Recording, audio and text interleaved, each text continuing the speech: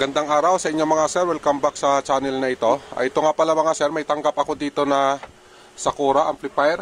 Ito naman yung kanyang model AB735. Ito mga sir, dala ito ng customer.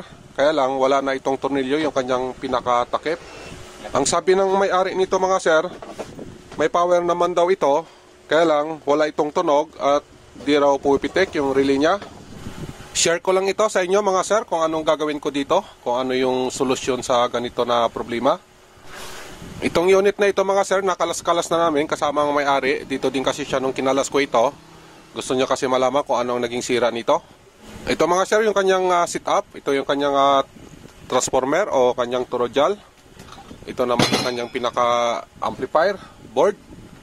At ito naman yung ginamit na transistor. Ito mga sir, oh. Chinik ko na ito mga sir. Ang problema nito, okay naman yung pumapasok na voltage dito sa kanyang transistor output. Malamang baka wala itong problema pero hindi pa natin sigurado. Ang wala dito sa kanya, ang voltage bias dito sa kanyang right channel. Ang bias naman dito sa left channel, okay naman mga sir. Ang right lang talaga ang wala. Baka ito din siguro ang dahilan kung bakit ayaw pumitik yung kanyang relay. Kaya ang gagawin natin, uunahin ko muna yung kanyang driving section dito sa channel na ito.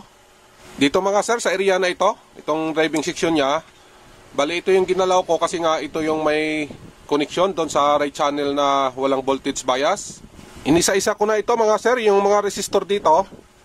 May napansin kami dito, kasama yung may-ari, nakita niya naman na may putol. Ito yung kanyang putol, oh. Ang value nito mga sir, na 47K. Dito na area, ayan mga sir, oh, putol. Ito naman yung mga nakahang na ito, chinik ko na ito. Okay naman yung value nito, wala namang punde, wala namang nag-high resistance. Bali ito lang talaga ang putol na pisa na ito, baka may kinalaman ito sa kanyang problema.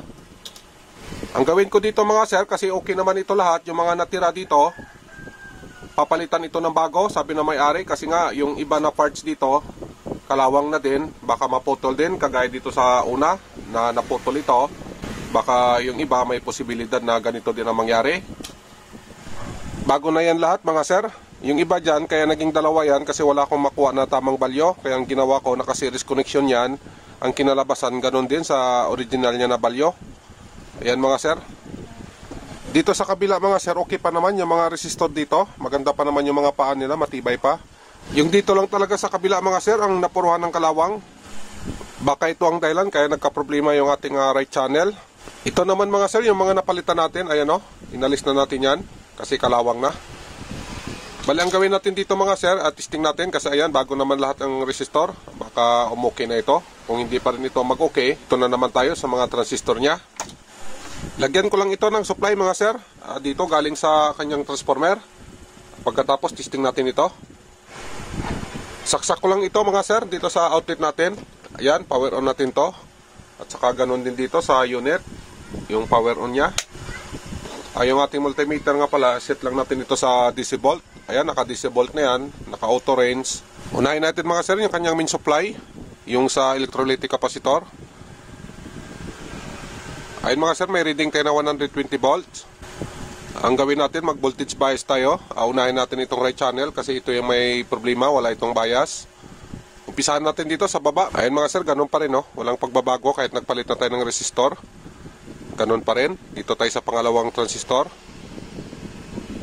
Ganun din mga sir, wala din. Dito tayo sa pangatlo. Yan, wala din. Dito sa huli. Ganun din mga sir, wala din. Lipat tayo dito sa left channel nya. Check natin kung ganun pa rin ba, okay pa rin ba ito. Dito mga sir, sa baba, umpisahan natin dito. Ayun mga sir, may reading tayo na 321 millivolt. Okay naman. Dito tayo sa pangalawa. Ganun din mga sir. Ayan, nasa 322 millivolt. Okay naman. Ganun din, 325. Okay din. Dito tayo sa huli. Ayun mga sir, oh. Okay din naman. Ang resulta mga sir, ganun pa rin. Good pa rin ito, ito kanyang left channel. Yung problema natin na right channel, ganun pa rin ang problema. Problema pa rin siya. Patayin ko muna mga sir. Ayan, patay na. Dito. Balik true ball tayo.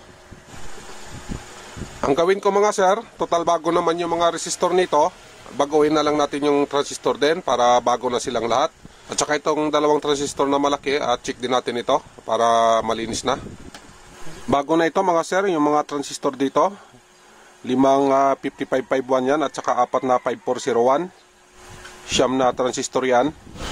Ito naman yung galing sa kanya. Ayun mga sir, oh. Inalis natin ito, pinalitan natin lahat. May isa dito mga sir, putol na yung paa niya.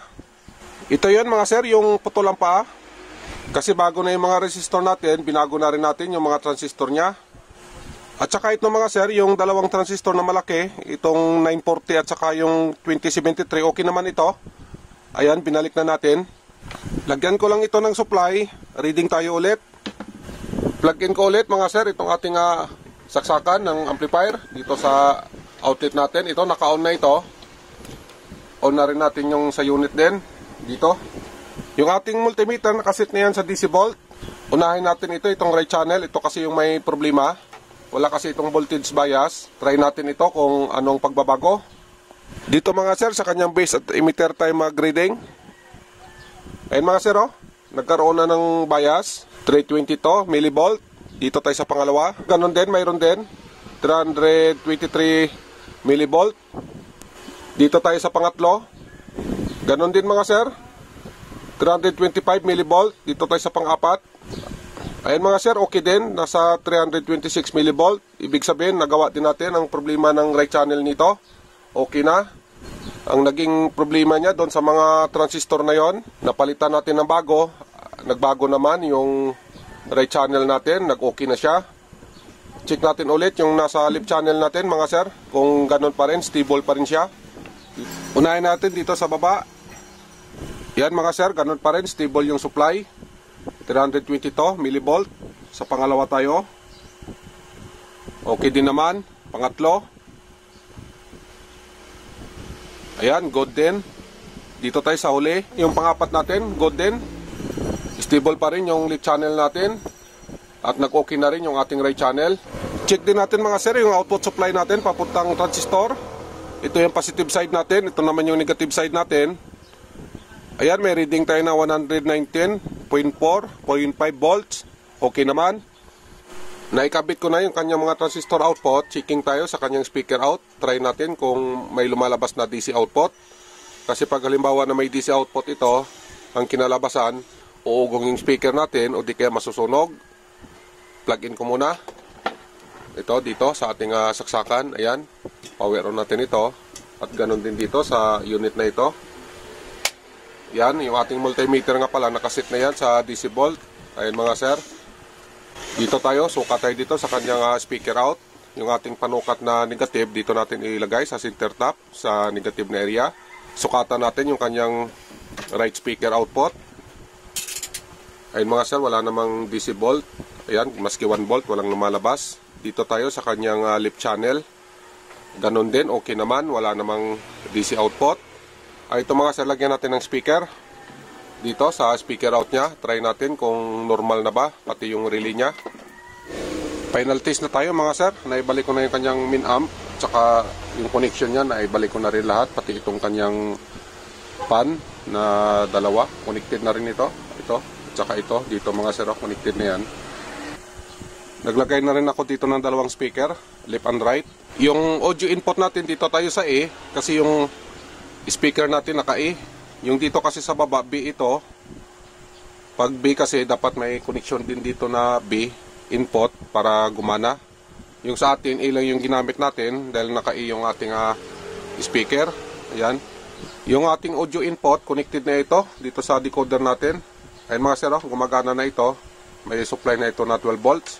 Ang gawin ko dito mga sir, i-connect ko ito sa cellphone ko. Bluetooth mode tayo. Testing natin yung kanyang audio kung okay na ba ito. Dito tayo sa harap.